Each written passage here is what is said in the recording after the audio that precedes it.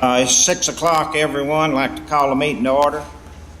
Certainly want to welcome everyone to the May 16th regular City Council meeting. If I could ask everyone if they would turn off their cell phones and stand with me and pledge the flag, please. I pledge allegiance to the flag of the United States of America and to the republic for which it stands, one nation, under God, indivisible, with liberty and justice for all. Thank you very much.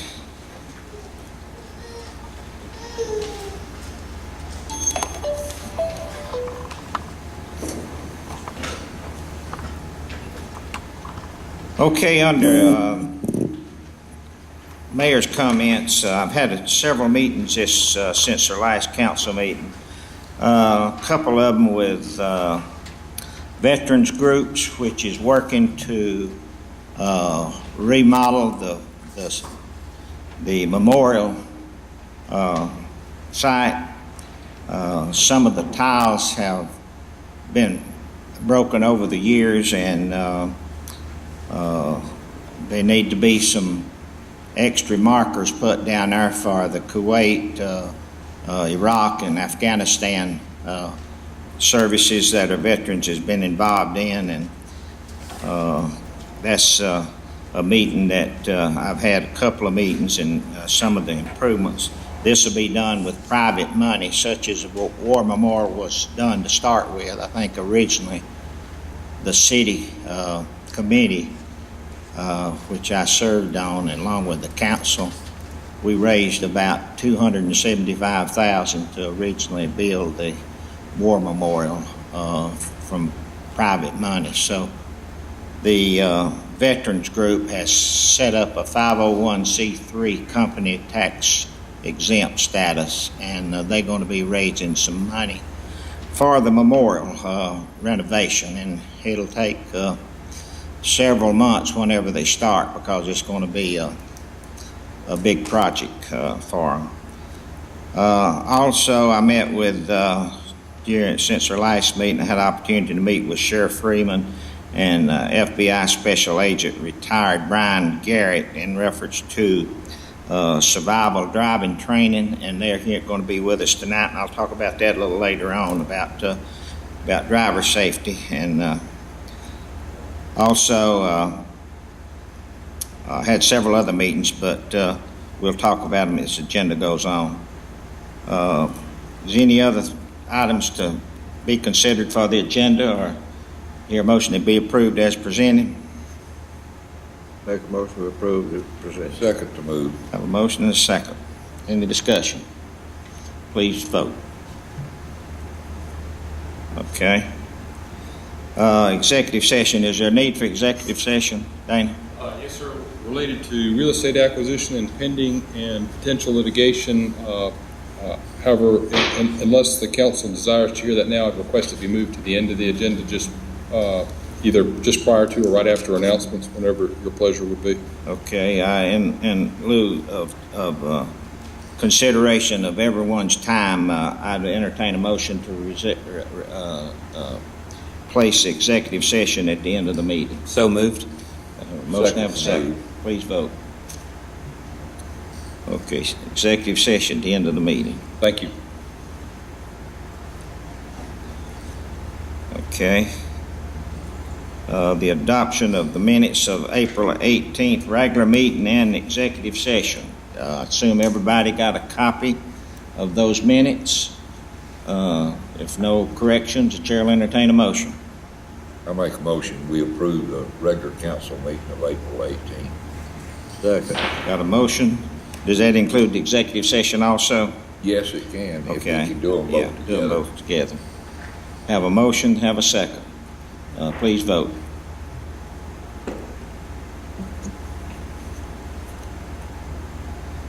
Okay, under acknowledgements, proclamation, resolution, there being none, we go to item 7, which is utilities. We have a master right-of-way lease agreement. I think we have John Hurd here. Is John? That's going to present that. I think that's to do with mobile light. Mr. Mayor, we have Ryan Fender here with the Georgia Municipal Association, and we'd like to defer to him at this time. Okay. Yes, come on up, Ryan. I just looking at this, and we have some questions probably, but you may have some comments in reference to this that you want to Sure. bring before the board before we ask any questions. Absolutely. I just wanted to say thanks for having me again. It's been a while. I think I was last here about 2 years ago for that Comcast public hearing. But good to see you all. I just want to give a little history about this right-of-way agreement. About 2 years ago, a lot of our cities in Georgia started receiving applications to install poles in the right-of-way to implement a new infrastructure for, I guess, the next wave of technology, which is the 5G network. If you're familiar with your cell phone, you look at the service you have on your phone, well, the next wave is the 5G. We had been working with a company by the name of Mobility for the last 2 years to be working on an agreement for our GMA cities to use to help regulate and monitor your right-of-way with this new technology. We recommend that all of our cities enter into this agreement just so you have something to protect yourself and you're able to manage how this technology is going to be installed. For example, this particular agreement emphasizes on co-location as opposed to building new poles. But the agreement, which we worked with GDOT very closely with, initially we were against any kind of new poles, but whether we like it or not, the poles and this technology, they're coming. And we feel that we proactively were able to come up with an agreement to not only have a city compensated for use of the right-of-way, but to help dictate what and how this technology is going to be installed. So we came up with this master right-of-way agreement in February. We've worked very closely with Mobility, and I'm here to answer any questions about the agreement. Okay, let me start it off. I understand their headquarters is in California, and maybe they have some offices in Nevada. I can't tell you where all their offices are located. Chris with Mobility might be able to better answer that, but they do have an office here in Atlanta as well. Hey, no worries. Hey, y'all, I'm Chris Brown from Mobility. I'm from our Atlanta office. We are headquartered in Newport Beach, California. That's where our headquarters are. We have offices in Nevada, Chicago, Atlanta, Washington, D.C. So we are a nationwide infrastructure company. Okay, I was reading some old, I might have been old literature, and it just had the California office and maybe the Nevada office. I didn't see the Atlanta nowhere. Evidently, Atlanta is a relatively new office in Atlanta. It's opened in December of 15, Okay. so we've been there for almost a year in this current location. Over a year. Why do we want to do this? Well, here's why we want to do it.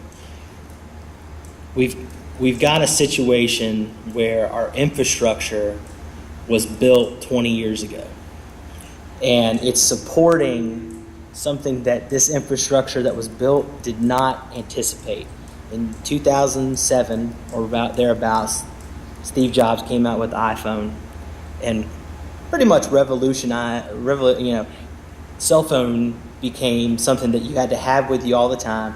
You're looking up stuff on it now, and the infrastructure is such that it needs extra capacity for the data stream that's being used, because it was basically built for just calling.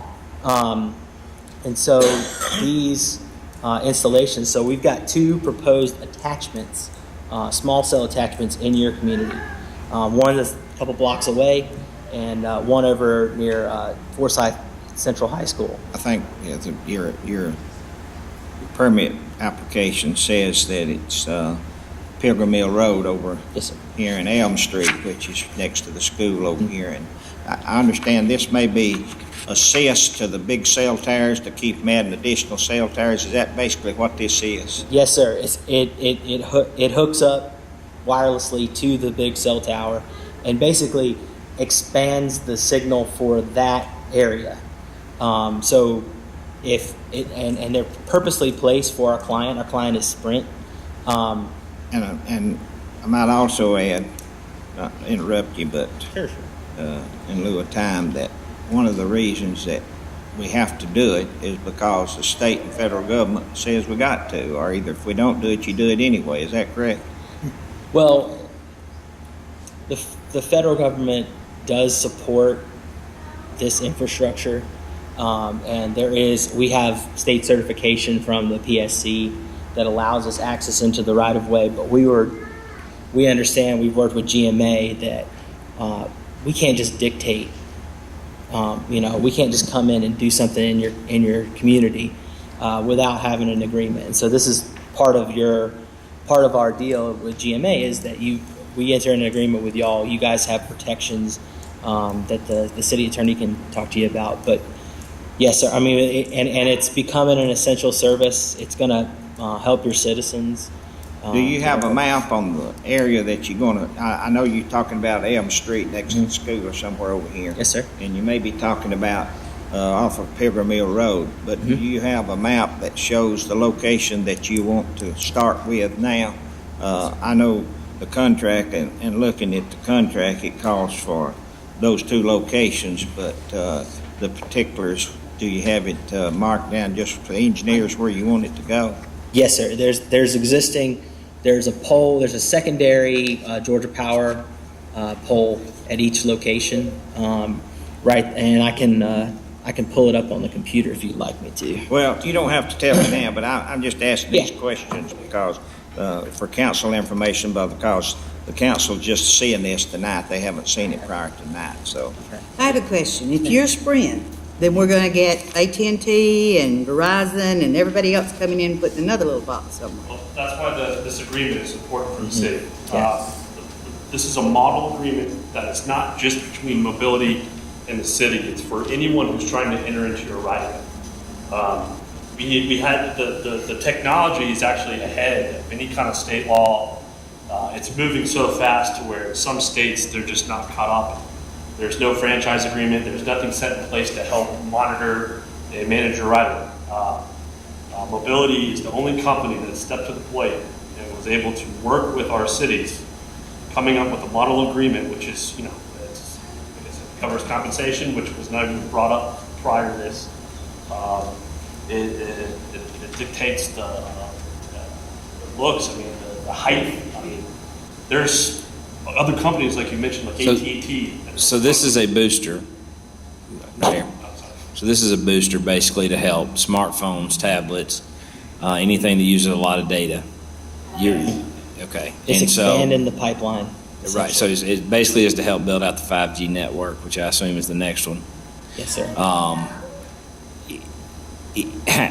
How stealthy can these things be? I mean, it's, I know you see some towers that look like pine trees and traditional cell phone towers we've all seen for a long time, but, Linda made a good point. If you guys represent Sprint, but and not knocking Sprint, but they're not as big as Verizon or AT&T, and so at some point those guys will be in here wanting the same thing, and we don't want to have the right of way of our city littered with, devices. And then at some point, somebody is going to say, well, that's our right-of-way, that's my right-of-way. And so my question for you, since you work with the GMA, is how many other cities have you helped mobility come to an agreement with, and how's it gone so far? It's going pretty good. This is new for everybody. We are actually developing work sessions across the state to help fill questions about this because it's such a big deal, not just in Georgia, but across the South. Or the country, across the country.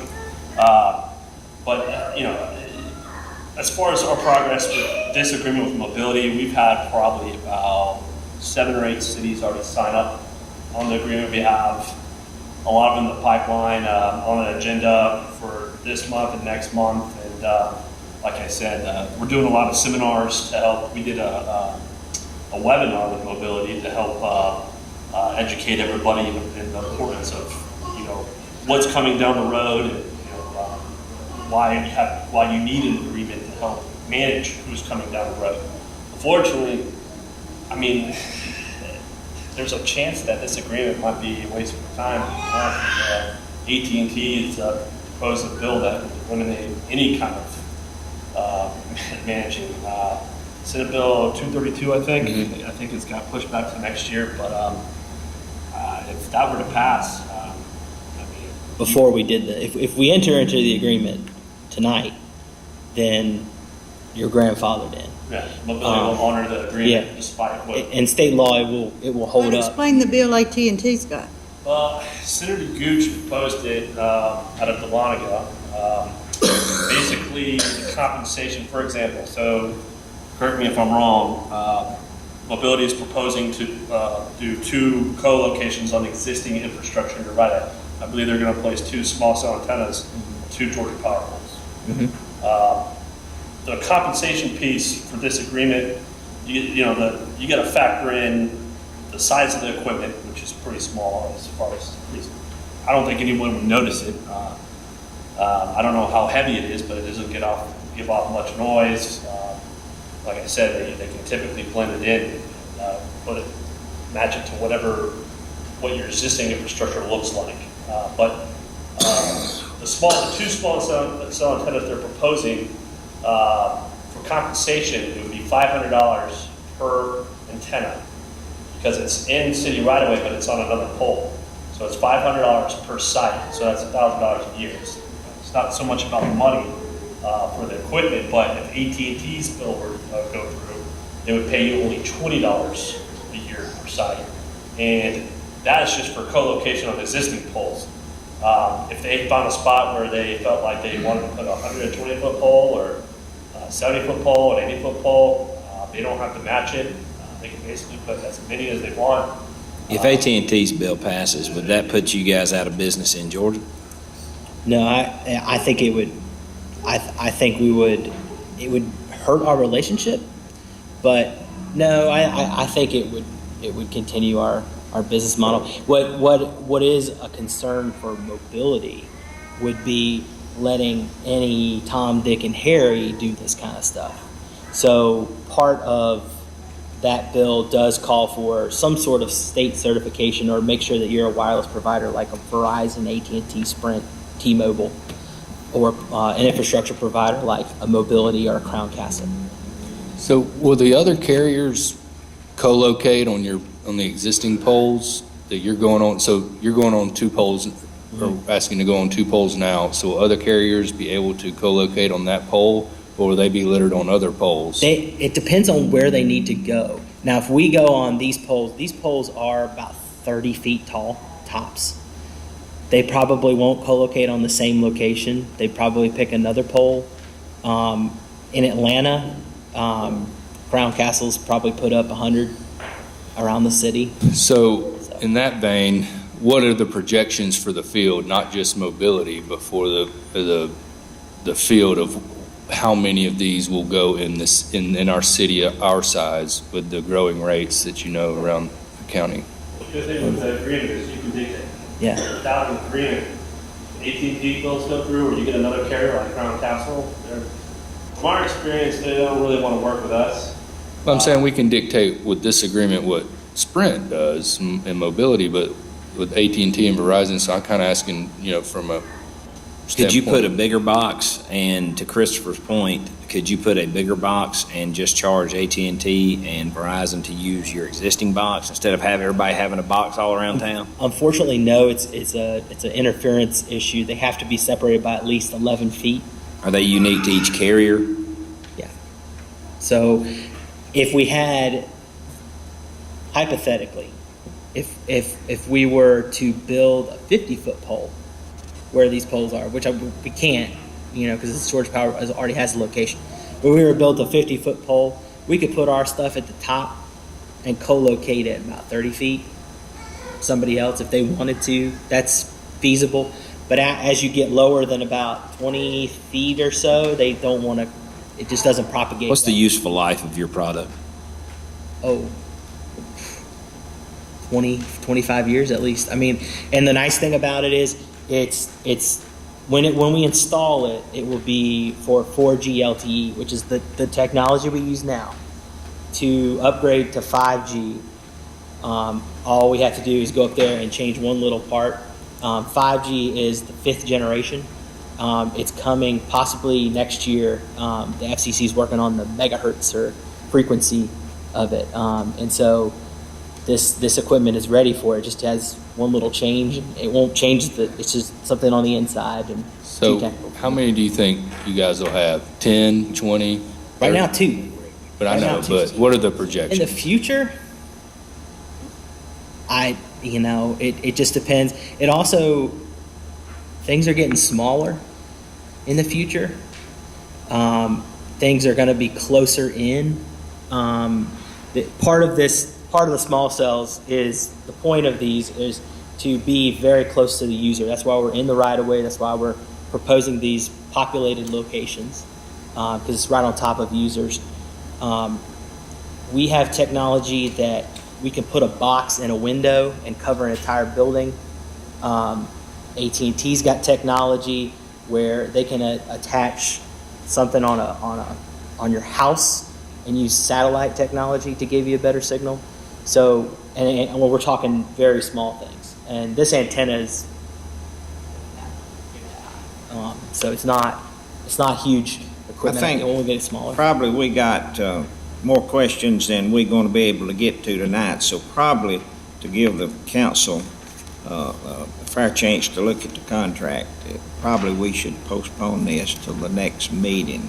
We got, for instance, the contract calls for a 25-year lease with 5-year options on it, with termination by mobile light at any time they want to, but they don't have that same provision for the city and some of those things. We need to work with probably Greg and maybe the attorney and work some of these things out. I mean, the great thing is this is a model agreement, and Mobility understands and GMA understands that every city's going to be different. It's a case-by-case basis, and they're willing to work. Well, and every with us. location's different. I mean, every location's different. Somewhere tucked away, hidden, is a lot different than, right here on the corner of City Hall downtown. Right. So I think having a model agreement's a little bit scary because every case by case is different. The model agreement requires every provider to submit an application for each. Right. So it wouldn't get out of hand. You would be able to monitor every instance, but I see what you're saying, and but at the end of the day, whether we like it or not, the technology's coming, and we just need to have something in place to protect the right of way. Oh, I think we want to do that, but we want to protect our citizens at the same time. Absolutely. And we appreciate Mobility doing this with you guys and you guys working with it. We're not saying that. We just, I just want to say that Mobility is the only company that's come to plate to work with our city. I think there's a lot of lobbying going on. Like I said, that bill that AT&T proposed, which if it were to pass, this conversation wouldn't be happening. But we got, and I've had an opportunity today to read through it, but the board hadn't had an opportunity to look at all of it, Greg. So I'd like to give the board an opportunity, and like I said, we'll see what we can narrow the questions down maybe and resolve some of the issues before we get back at the next meeting. So, well, I'd love to, talk to the city attorney, and we'll address some specific needs, and then we'll get back with Mobility. it'll be great. Make sure that you guys are happy with, you guys are taken care of, and our citizens. That'll be great. We can show y'all some Chair will pictures. entertain a motion to postpone this till the next meeting, which will be So moved. June the 20th. So moved. Got a motion, a second. Please vote.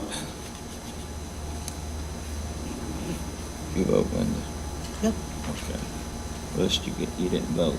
You don't have your report. Okay, unanimous. Thank y'all very much. Thank you. Look forward to talking and meeting with you, Greg, on that. Yes, sir. Thank you. Okay, under item B, which will be Brooks Farm Drive, widening and paving. We have an engineer firm, Jason McCook, here with Moreland Atterbelly. Jason? evening, Mayor and Council.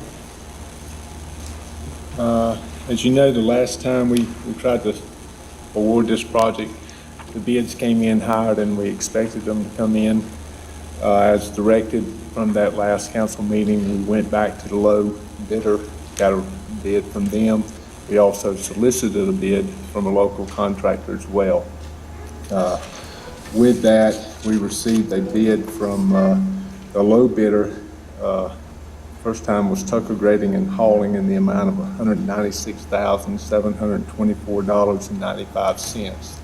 We went back to the solicited price from Jasper Grading and Pipeline. They gave us a price of $168,246.26. With that, we would recommend to go with the solicited price from Jasper Grading. Okay. And Jasper Grading was $168,246. Yes, sir, and 26 cents. Okay. This is a project, as you all know, was on in the budget for this year for Brooks Farm Drive for widening and resurfacing and redone the intersection at Brooks Farm and Highway 9. So we have a recommendation from the engineering firm of $168,246.26 from Jasper Grading and Pipeline Company. What's the pleasure of the board? I make a motion to go with the contract. I have a motion from Lewis to have a second. Second from Quincy. In discussion. Please vote. Unanimous. Thank you, Jason. Thank you, Mayor and Council. Okay, under item 8, new business administration, we have Mr. Brian Garrett and Sheriff Freeman here tonight. This is in reference to a meeting that I had a week ago. I think it was last Wednesday maybe or something, and we talked about safety of our citizens in Cumming and Forsyth County. Every year, especially around this time of the year, school will be out for the summer and so forth. We have a lot of accidents, as the sheriff and me and FBI Special Agent Garrett we talked about when we had our meeting. And of course, safety is always in the minds of, especially we work with law enforcement close because of all the accidents and everything we go to. The survival driver training is a company that Special Agent has come up with, and he's got a company here that they do the training for these 16 to 21 year olds. But I'm going to let him explain it, and I think he's going to show you a video. So, Agent Garrett, if you and you may want to, Sheriff, you may want to introduce Agent. You've had a lot of in reference to Agent Garrett here, so you may want to formally introduce him to the. I will, and thank you, Mr. Mayor. Mr. Mayor, Council, thank you for having us. Councilwoman Ledbetter, I don't think I got to say hello to you, and I don't know that I said hello to you, Mr. Blackburn Gerald. So thank you for having us here, and I appreciate you letting us come in for the meeting. The City of Cumming is uniquely situated to help us do this. At the end of the day, I'm going to turn this over to Brian in a second, and I'll introduce him to you. But I will tell you this, you're uniquely situated because you own the property that we can do this on, and unfortunately nowhere in the county that I know can we do this. This is a driving program, and I'm not going to steal his thunder because he knows it better than I do, that allows us to teach teen drivers, which we all have to agree is a risk in today's, look, traffic's not what we grew up with here in Forsyth County and in the city of Cumming, right? There was 3 or 4 cars on the square when we went by. That's not the case now. So our teens are facing new challenges when they're behind the wheel. So this actually puts teen drivers behind the wheels of cars doing things that you don't get in your driver's test or you don't get in driver's education in the school system. A little more high speed, a little more. They're being taught by instructors who have public safety experience, things like that. And it's not a for-profit thing. It is something to do to help our folks and help our teens be safe. And you know that traffic and traffic fatalities continue to be an issue here in Forsyth County that we face all the time. And it's something that we work really hard at the Sheriff's Office, along with your police department, to try to protect our kids that are out here behind the wheel. It's a little scary. I have an 18-year-old driver out there, so it's a little scary when we do that. Brian Garrett is a retired FBI agent, served honorably for 30 years with the FBI, retired out of the Atlanta Field Division. Brian and I became friends. He actually came over at the Sheriff's Office with me to help me start up and do some internal affairs work with us. And I got to know Brian and his family. He's married to a local girl.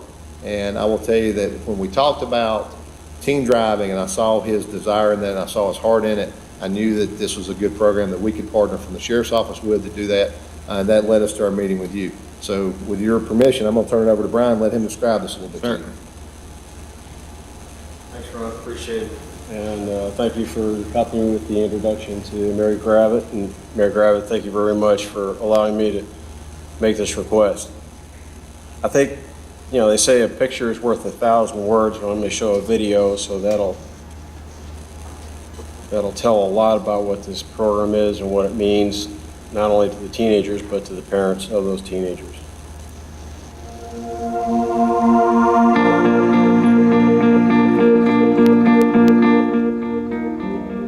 I came across the street survival circuit because I was looking for something for our oldest son, who is now 21, and I was going to send him to another school out of state. Is there a way that we can get the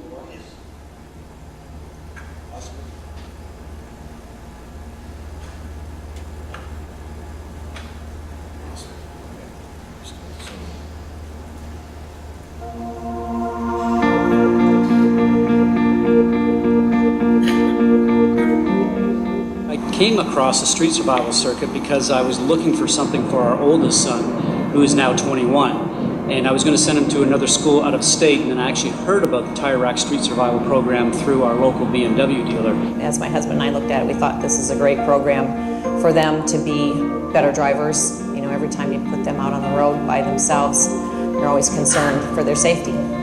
With the Tire Rack program, my son was given the opportunity to really learn what it was like to be in what we'd call an uncontrollable situation, for example, a skid, which typically would lead to an accident. I think they learned more about anticipating what other drivers are going to do. They learned a lot about not texting and driving and being on their cell phone and driving, which I really felt was very important. And I get a lot of satisfaction coming out here and watching not only my kids, but also the other kids that are here leave the premises as a more confident driver, because they've been able to do something in the car in a controlled environment that they would have never been able to do before. Why should a parent enroll their teenager in the street survival program? And I, as a parent myself who had a child that went through it, the simple answer is you do not get enough hands-on experience in the traditional driver's ed program. I think the street survival program is the perfect complement to all that they'll learn in driver's ed.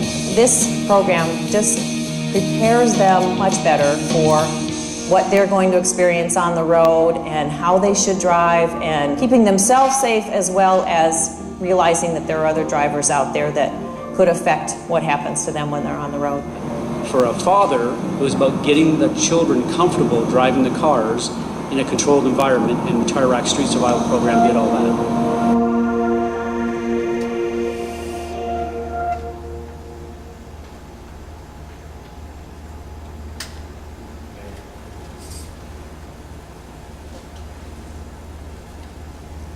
I started getting interested in this program about 10 years ago.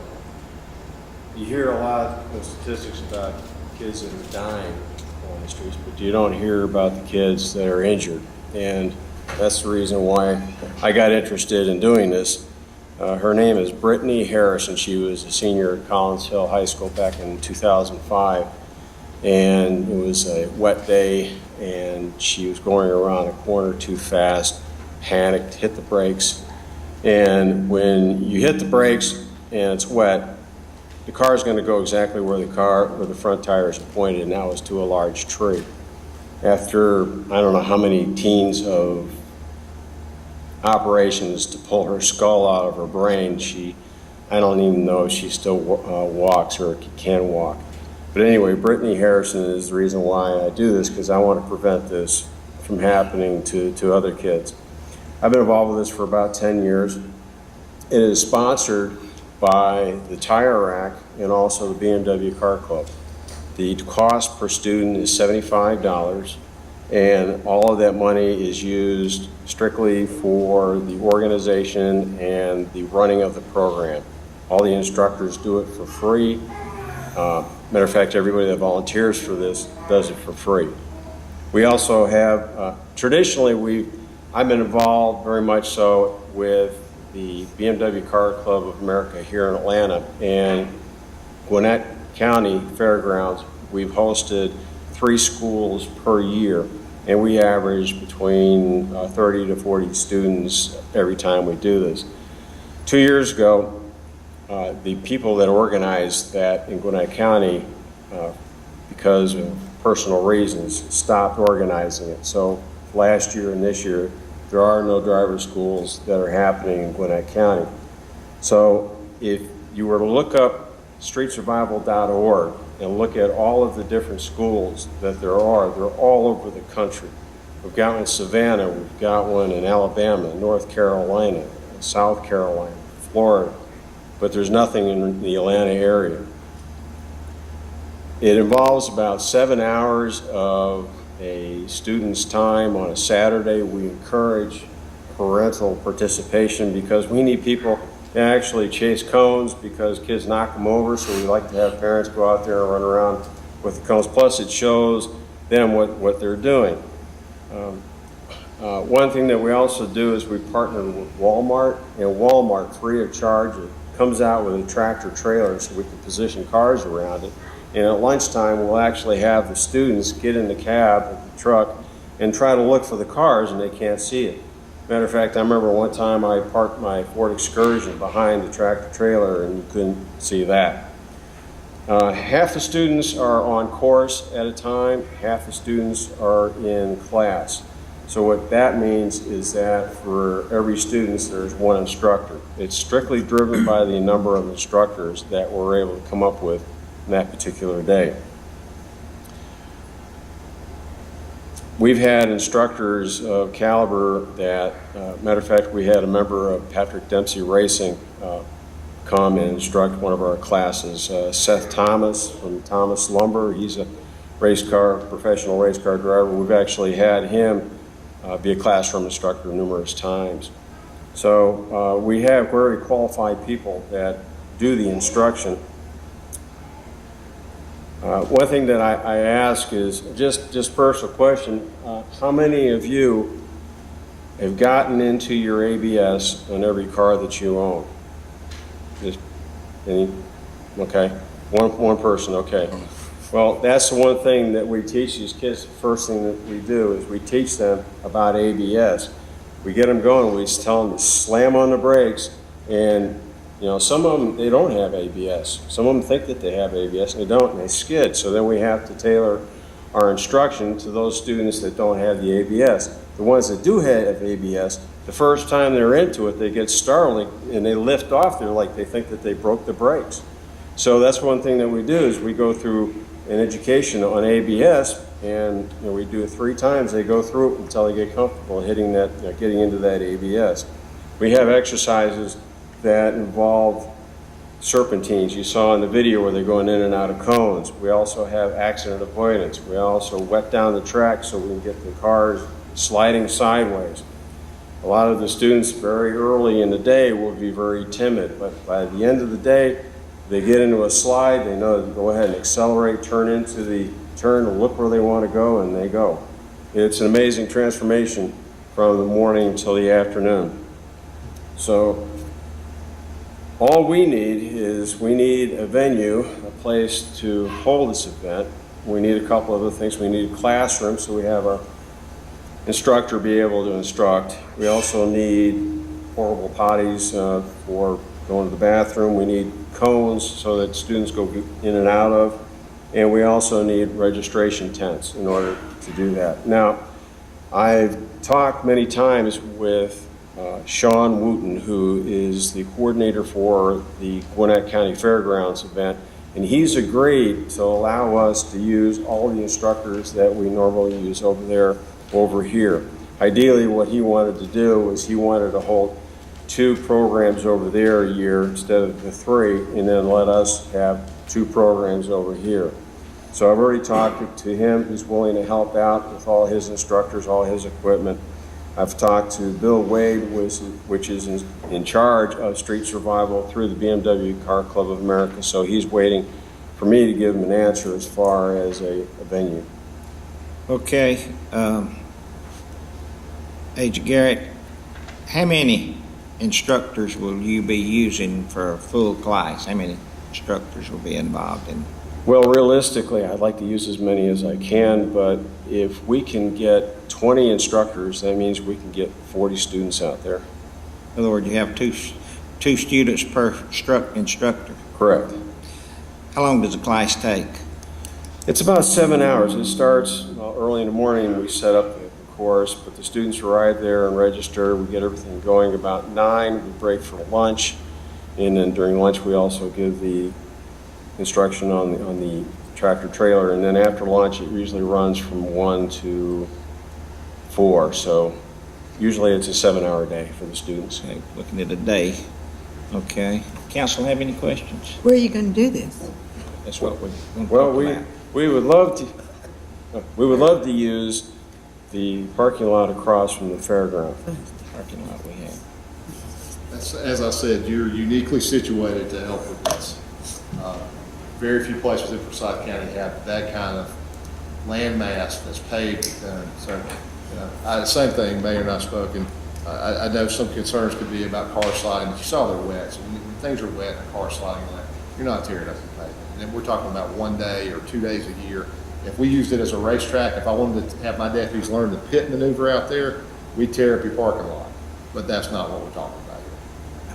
So, like I said, Sheriff alluded to, we got a perfect spot where the on Castleberry Road across from the fairgrounds parking lot, and I think you talked about bringing the water trucks in and wetting it down so it won't be all marked up with any marks anyway. So I think this is awesome. Can we do it? Sure. It's meant for teens, but we'll go ahead. And I think probably the classroom can be the exhibit hall. We have rooms over at the exhibit hall on the fairgrounds, which is across the road, and that can be used for your classroom for that. But obviously you'll need to put a porta john over there at the driving site, obviously. But I think this, to the council, I think this is a good project, and we always thinking about safety of our kids, you know. And I could have took this when I was a kid. I'd took this training in a heartbeat. And you know, for any of the kids who can't afford it, we'll help get sponsors and help in that respect. I would be glad to do that, providing the board would approve those spots. So I'd recommend All to the the board, training they can get. yeah, I'd recommend to the board that we authorize the training session to be done by Agent Garrett and the sheriff's, what involvement the sheriff and his people would have in it, to use the fair parking lot and also the exhibit hall. Have a motion for Quincy to have a second. Second. Any discussion? All in favor signify by voting here. We got a vote machine now, so unanimous. Thank you, Sheriff. Thank you very much, Council. Thank you. We'll put you in touch with the director of the fairgrounds and where you can set up a date that you want to work that out. Okay, that's great. Thank you. Thank y'all very much. Yes. Thanks for being here. Awesome. Okay, item 2 under new business would be a traffic signal at Pilgrim Mill Road, traffic signal request at Pilgrim Mill Road and Parkside Walk and Lanier 400. We have with us tonight, we've asked for the study to be done. We have a projected cost for this. I think, Jason, you've got that worked up for us here for that intersection. That is a road that increasingly have gotten a lot of traffic on it, and that wasn't put in the budget for this year, but due to the fact that the traffic has gotten so bad, I've requested that Jason bring some figures in and also maybe talk some of the residents of the park side. We'd certainly like to hear from you in reference to some of the problems and traffic you're having out there. So, Jason, if you would. Yes, sir. We came up with a design fee for this. The design fee would be $12,758. That would suppose basically going in, doing the design, preparing the plans, and developing the plans and the contract for that signal if so desired.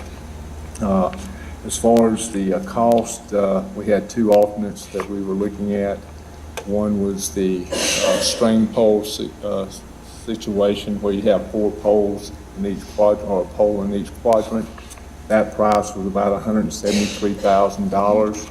Or we could go with the mast arm configuration, which is similar to what you already have on the square, and that price was roughly $170,000. Yeah, Will one light catch both of those streets? no, you'd have to have the lights going both ways. Yeah. It'd create a four-way intersection, It's correct? four-way intersection. It'll be a 4-way Yeah. signalized intersection, so all approaches will be signalized. Will you have to require any right-of-way or land with either one of these proposals? And if so, is that calculated into? Actually, I don't believe we're going to need any right-of-way.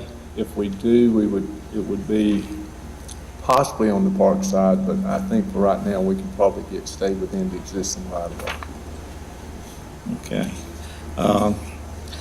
Okay, you have two, alternate 1 and alternate 2, and one of them is post and the other's is arm. Yes, sir. Okay. We'll give the council opportunity to decide this later on, but I want to hear to some of the residents out there. Sure. From the Mayor, homeowners. can I ask and Jason maybe one more the- question? Can I ask him, what's the difference is just the poles? I'm sorry, I'm just not familiar with the difference. Currently, like in downtown Cumming, all the signals are on mast arms, Okay, and the other configuration is where you have a pole and there's a wire strung around the 4 quadrants. Don't the arms look a lot better? Yeah, from a static standpoint, the mast arm configuration is a lot more aesthetic. I think it'd look better out there to have the arms rather than the poles on every corner. You'd have. and it's cheaper too.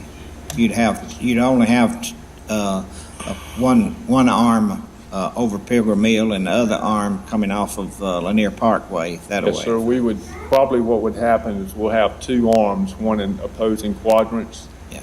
One arm would go over Pilgrim Mill, the other arm would be over the side road.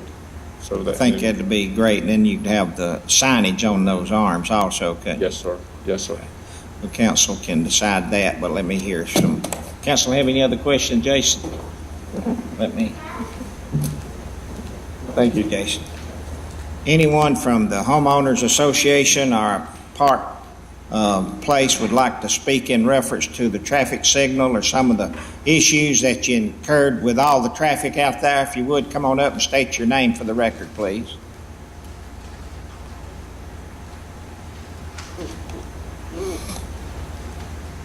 Good evening. My name's Richard Montgomery. I'm the president of Parkside at Pilgrim Mill Homeowners Association. And first and foremost, I'd like to thank the council members, Mr. Blackburn and Mr. Higgins, and you too, Mr. Mayor. Thank you very much for the opportunity to be heard tonight and come out, and even for the consideration of having the light placed at the intersection of Pilgrim Mill and Parkside and Lanier 400 Parkway. Over the last year, it's become increasingly difficult to enter and exit our neighborhood, and we take great pride in our neighborhood. It's come a long way in the last 20 plus years, and we thank you for your participation for helping us with all the different little issues that we've had throughout the years. But this particular problem has become increasingly concerning. We've had residents who have suffered car accidents. We've continuously worry about our children. We've got a wonderful neighborhood where our children can play and feel free like the old days. And we want to protect that the best way that we can.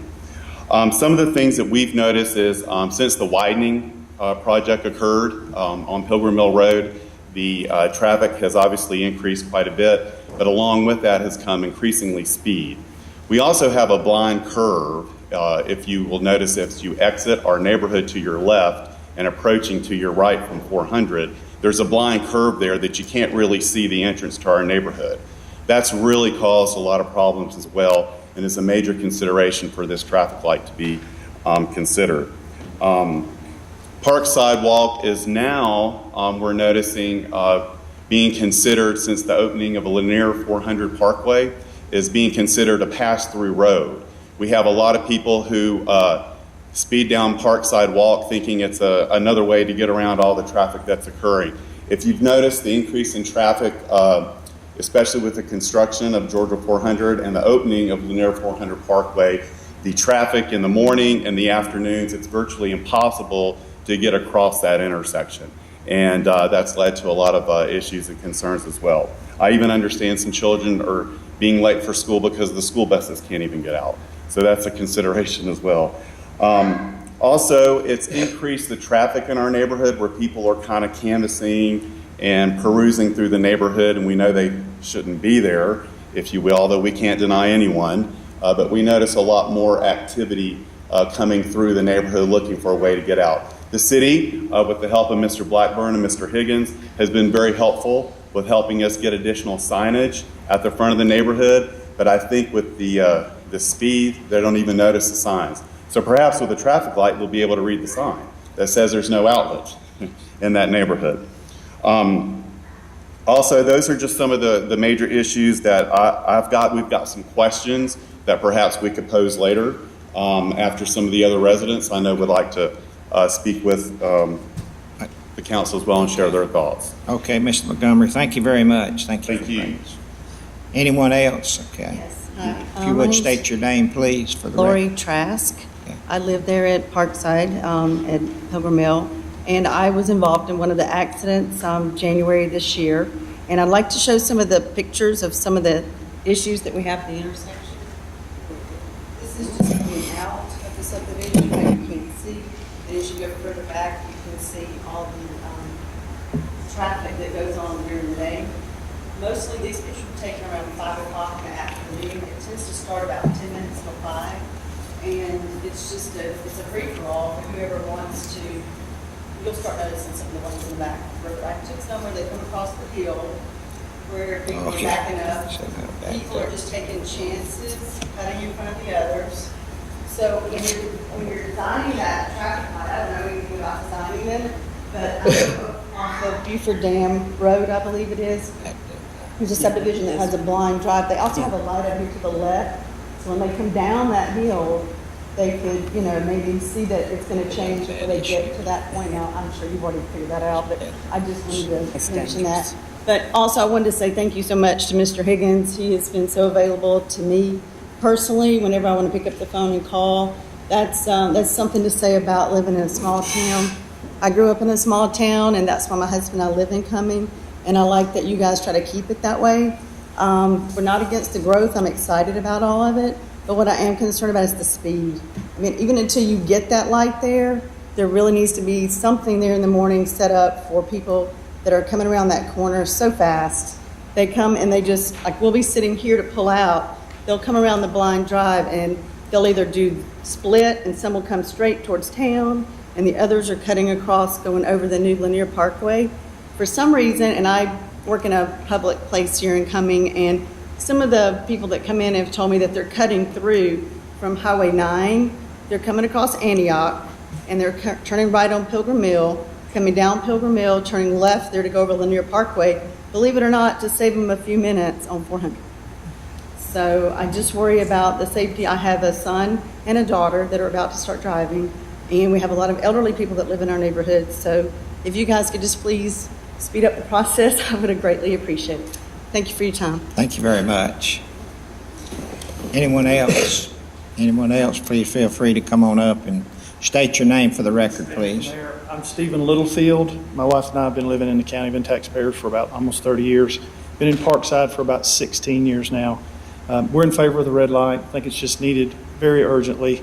And I've often said it. My brother lives there. He and his wife across the street, right in the cul-de-sac. And I've often kidded Chuck before. I said, the speeding that we have on Pilgrim Mill Road, if I could go, and I've often thought of this, and maybe I should have already done it. And I know that's not why we're here, is the speeding on Pilgrim Mill Road, but that's a symptom of needing the red light. I've told Chuck before that I believe if the chief of police of the city of Cumming would attach an officer to Pilgrim Mill Road, and for the speeding that goes on from Georgia 400 to the city of Cumming, he could give everybody a raise. And I challenge the county and the city, if we can get a hold of one of those devices that y'all seen them, that they pulled behind a truck. Now, I'm not a police officer and I don't know how those work, but I can guarantee you the purpose of that is to see how many people are exceeding that speed limit. And I challenge the city and I challenge the county to mark my word. If you put one of those out, you will be astonished at the people.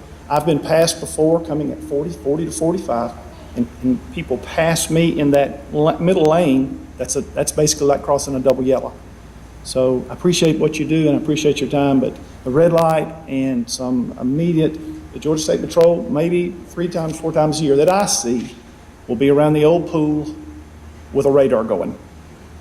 And I know they're busy doing other things, but the speeding of Pilgrim Mill Road from 400 to the city, it's just so very dangerous. And I appreciate your time. Thank you very much. Thank you.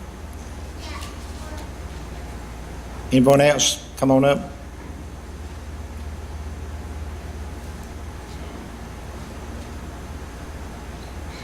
Walk that way, it would have been faster, huh? State your name for the record, please. Don Hilton.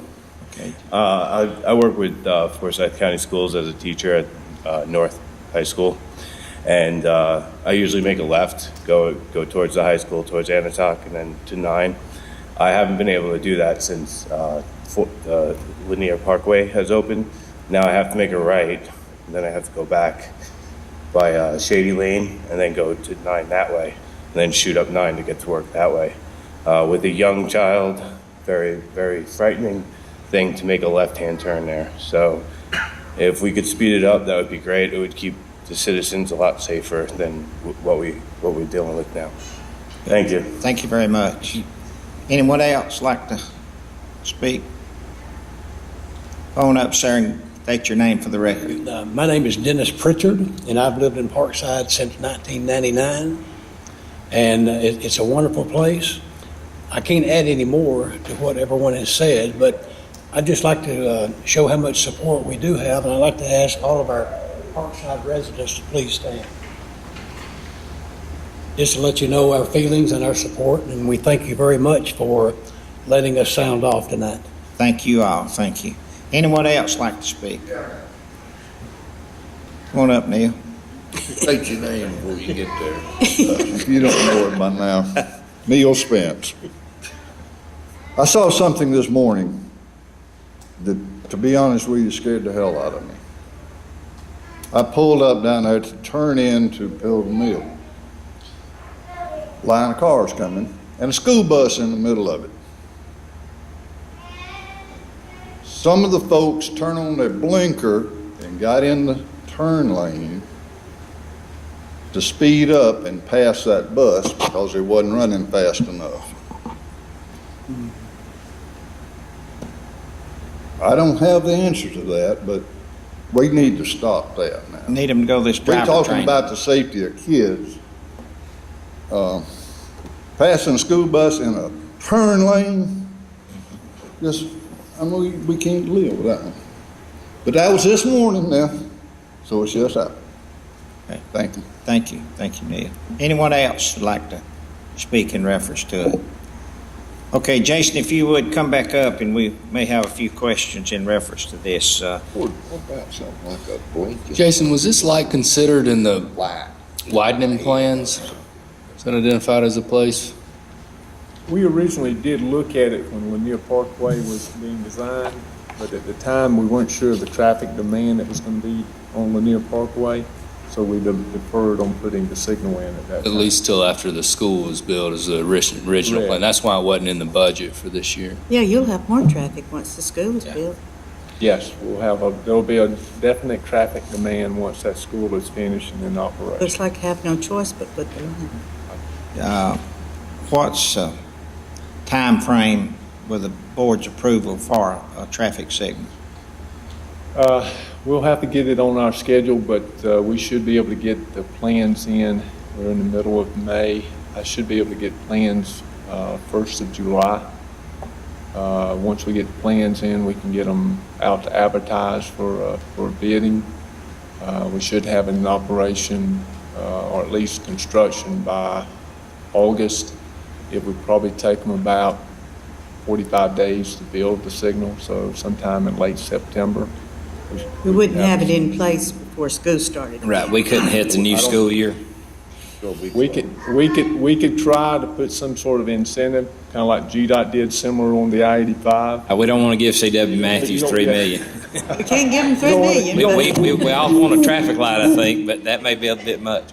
Well, that might be a way to do it, but I would tell you normally it's going to take about 30 to 45 days for a contractor to get mobilized, get in, build it, and get it operational.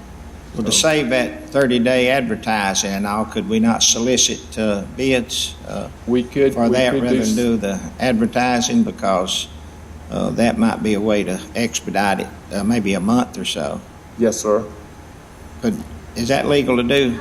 Well, I think you got a public safety issue, Mayor, and under the emergency clause, if you just decide it's a public safety issue, I think you could move much more quickly. As soon as they can get the design done, you could authorize them to move forward on a bid basis because of public safety. Well, I can. I mean, it's not based on what I've heard tonight. I can attest to. I live off of the Shady, the cut through he mentioned behind the Episcopal Church, the Perklewood Circle, Shady Lane, and I have been past. I use Lanier Parkway 3 or 4 times a day, and in the mornings, apparently high school kids think it's fun to pass you. They will just come around you and go around you in the turning lane. We don't leave our house and go towards 400 between 5 o'clock and 6:30 because making a left off of Perklewood Circle on to Pilgrim Mills virtually impossible, and it's absolutely a public safety issue. And if that gives us more leeway to speed up the process, then I think we should entertain doing that. It's going to get worse when they build it. It's going to get worse as Lanier Parkway develops out, and it will develop out. But we've just got to provide the correct infrastructure to maintain the safety of our citizens. I think Need a motion? Well, I think we have the aquatic circle up there, which has obviously a college. It has the National Guard headquarters, and it has the driver service center, and also the aquatic center. And that's a tremendous lot of traffic every day. I try to make it out that way just to oversee what's going on Lanier Parkway construction several times a week, and I see some of the traffic. I haven't seen as bad as these pictures illustrate, but that's serious when you have that kind of traffic. It's morning coming in and afternoon going out. And I think probably that since this wasn't put in the budget for this year, we can work that in out of the contingency, and obviously we can consider it with the board's approval as being an emergency situation, and because it is a safety issue, with no doubt about it, like somebody alluded to a little bit ago, several accidents out there. So I'd recommend to the board that we go ahead with the alternate one with the alternate 2, I think, has the arms. Yes, sir. And put the red lights in as soon as possible. Pursue this and have the signals put in, and I think probably when the signals get in, it's going to slow that traffic. I'll agree with the gentleman about the fast traffic. I see that, and hopefully the blind curve won't be as big an issue. I was by yesterday, and I think the officers had somebody pulled over out there, so I know they was patrolling, and they do that regularly. But anyway, I would recommend that to the board with approval. I'll make a motion that we approve the new traffic signal, the extended arm option. I think that was option number 2, and make sure we follow all the proper procedure and process under the under a emergency contingency reasoning or approach to stay in compliance with that, obviously, but to work in the essence of speed to get it done. I have a motion second from Linda. Any other discussion? Let's try to get it done before school. That's the goal, before school opens back up. Please vote. Unanimous. Y'all are very impressive. Thank you very much. Okay. We'll expedite it as soon as possible and hopefully correct some of the issues that we may have caused with a lot of the development that with the aquatic circle that we put. But obviously, we've got the Veterans National Guard headquarters out there. That was a $25 million project that was paid for 30% state, 70% of the federal government. It was a $25 million, and that's the first National Guard headquarters that has been built north of Atlanta, Georgia since World War II, and we got it right here in Cumming, so that's a good thing for the veterans. Also, we was able to partner with the college, North Georgia, and we got the college campus there. The driver service center right up there beside the college, that was an issue that came before the city council. Whenever they split up the state patrol headquarters and your driver license, where you used to go get your on 369, you get your driver's license. They split that up, the state of Georgia did, and made two separate departments, a driver service department and the state patrol headquarters. So the driver service had to have a new location. They were fixing to leave for South County, and we'd either have to go to Canton or Gainesville to get driver's license. So the city of Cumming, this board, we voted to build a driver service center over there so you could get your driver's license right here. And of course, the aquatic center is very popular. We have state events and everything. It's a very state-of-the-art complex. And of course, all of these things that we've been able to build is paid for because the city of Cumming, we don't have a city assessed property tax. So that's one of the things that we're so popular. The growth here is we don't have city property taxes. So when all you people at Parkside when you get your county tax statement, you're not double taxed by getting a notice from the city of Cumming. So we're very proud to do that.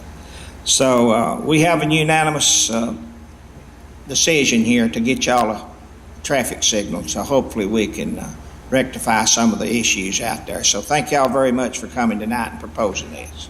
Thank you. Thank you, Mayor and Council. Thank you, Jason. Okay, we have the number 3 Atlanta Gas Line Agreement. Thank you, Mr. Mayor, members of the council.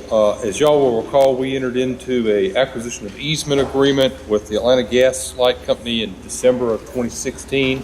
That provided for a settlement procedure between the city and the gas company related to the amounts. I'm proud to report that as you authorized last month in executive session to extend a settlement offer for a total payment to the city of $750,000 plus some replacement of trees and some stabilization work. The Gas Light Company accepted that offer, and it's before you tonight to ask for a ratification of that.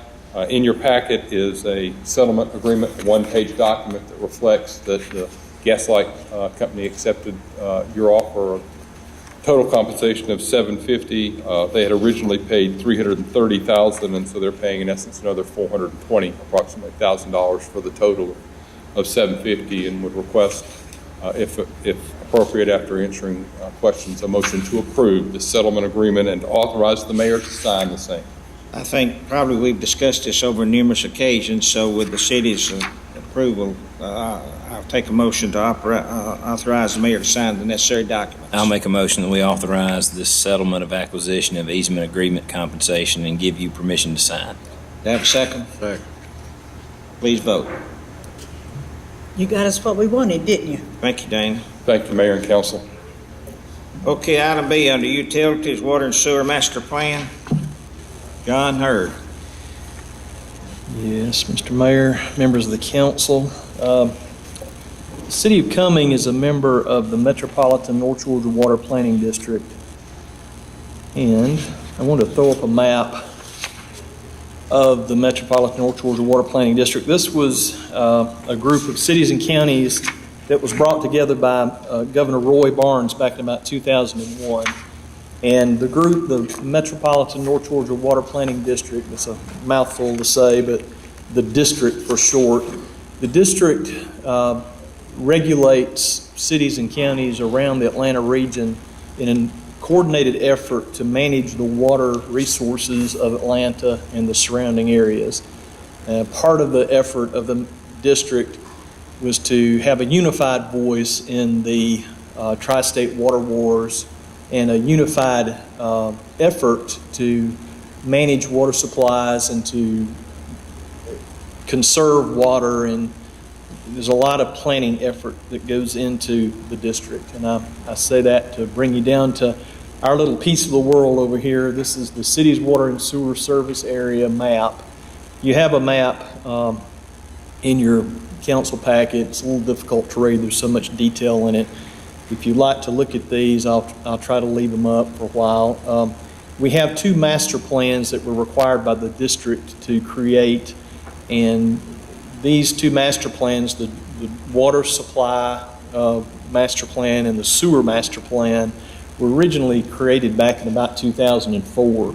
And every 5 years we're required to update these plans. Our last plan was 2012, now it's 2017, and we're required to make an update, and that has taken place. Our engineering firm and city staff has worked together to come up with master plans. And these master plans are not restrictive in any way. They're not restricting us to make other decisions. These are just a planning tool. Many times we have developers come into our office to talk about building bigger subdivisions, maybe 100-home, 200-home subdivision, and they need to know how to get water to this development. They need to know how to get sewer to the development. And so we have a tool that we pull out and discuss with the developers, and many times they're required to construct the infrastructure to bring the utilities to their development. And these plans have worked great for our department for many years. We've had them, I'm sure, for about 13 years now. And we have this online, so developers are able to pull these maps up and make educated decisions about properties before they buy them and before they make development decisions. And they're very complex. There's engineering behind them. There are models. We have a water model, which is a computer program, and we plug in different conditions like the elevations of the tanks and demands that take place, say from the hospital and from Tyson's and other areas. And when we plug all that information in, it tells us what size pipes we need to make the system have consistent pressure and flow, especially in emergency situations such as fires. Also with the sewer system, we have a sewer model that tells what size pipes are needed and what size pumps at the pump stations and things of that nature. I could tell you a lot more things about it, but I'm here today just to ask you to adopt these plans, and if you have questions, I'll be happy to answer. This is a 5-year plan. Yes, sir. These are updated once every 5 years. And basically, that's the city service area we're talking about. Yes, sir. Water and sewer. One's water and one's sewer. Yeah. Council have any questions? One of the things I love about this board is we don't micromanage you. You're the expert in this, and we appreciate your job, so thank you. Thank you, Chris. Your motion, we adopt the plan as recommended by the Director of Utilities. I'll make the motion to adopt the plan. I have a motion to have a second. Second. In discussion. Please vote. Unanimous. Thank you, John. Council. Okay, John, we have a request to purchase a mini excavator for the water distribution. Mr. Mayor, this was a budgeted item for 2017. It's a mini excavator is a very small excavator with an arm. These devices are lightweight, so when we go out to repair a water line, they don't do as much damage to landscapes. And we found that folks have really nice landscaping in Forsyth County these days, and so to preserve landscaping actually helps us reduce cost. They're also small, so they're able to get into tight areas, which many subdivisions are very, driveways are close together and things of that nature. So we've had a lot of really good experience with these devices in the past, and we have 2. We're asking to add this 3rd one to enable our crews to do more work. And we have 3 bids, and the low bid came from Bobcat of Atlanta in the amount of $45,216.88, and we would like to request that the mayor and council allow us to buy this piece of equipment. This was budgeted, right? Yes, sir, it was. What's the pleasure of the board? Make a move, we buy it. Have a motion. Linda, to have a second?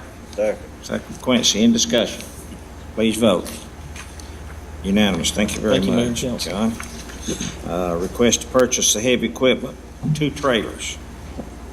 Yes, Mayor and Council, this is also a budgeted item. This is 2 trailers, so we're buying 2 at the same time. They're $7,850 each from Country Boy Trailers. One of these trailers will be used to replace an old trailer.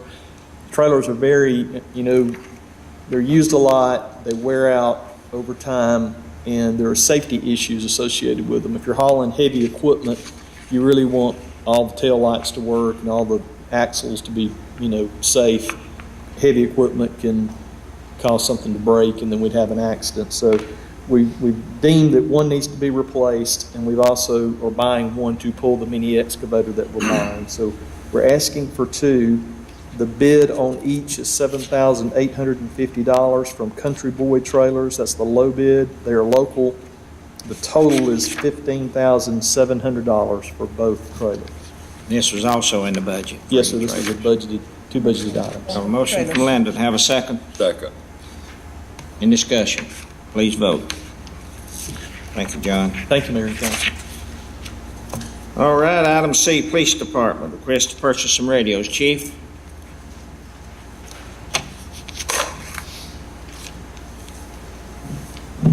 Good evening, Mayor, members of the council. Back in 2015, we were notified that the radio system that we operate on, which is maintained by Forsyth County, they were going to be doing some upgrades to it. And our existing radios that we were operating with at the time would no longer work on that system. They were not upgradable to function with the new technology.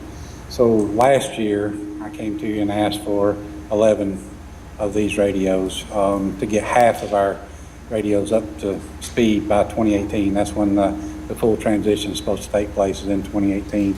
And they're on track with that transition, and it looks like it's going to happen. So now I'm back before you again to ask for 11 more to finish out our two-step project here. This will provide everybody with a new radio that is upgradable to the county system. And to purchase these radios is 11 of them is from Motorola Solutions for $48,718.67. Have you had 11 people you couldn't communicate with? Do what? Have you had 11 people you couldn't communicate No, with? ma'am, they still work at this time, but they're not going to work in 2018. Are they better?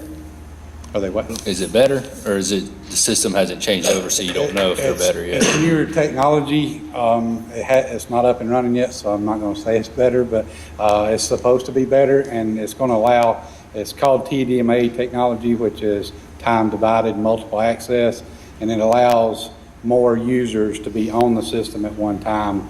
And the way the county, the sheriff's office is growing, the fire department, EMS, everybody operates off of that same system. So they had to do something to get it compatible for the numbers that we're going to have in the future. Do any officers have to be trained to use these radios? No, they operate the exact same way. It's just the technology inside the radio is different. Okay, how many radios are there?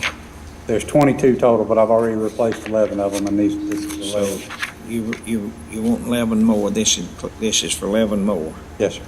And that's $48,718. Is that 67 cents? Yes, sir. Okay? We only had that one quote. Is that the only company? I probably asked this before. Is that the only company with the deal? Well, it's not the only company that makes radios, but the county system is a Motorola Solutions system, and so to maintain proper connectivity, we need to stay with the Motorola Solutions product. And we budgeted this for your to buy these radios. Yes, sir. I make a motion, we purchase a portable radio. Got a motion for Lewis. To have a second? Second. In discussion. I have one more question. What if one of them breaks? Do we have to, are we buying a new one, or is it shareability or anything like that? I don't know. Well, they are warranted. So if it breaks within warranty, then they will fix it for free. If the warranty expires, of course, it's going to be on us to replace it. Probably just have to get another one. Yeah. That's what I was thinking. I just didn't know that. I guess Okay, they're pretty please durable, vote. though. We have a motion and a second to purchase. Okay, thank you. Thank you. All right, executive session. Do I hear a motion we recess for executive session? So moved. Second. Motion and a second, please vote. Unanimous.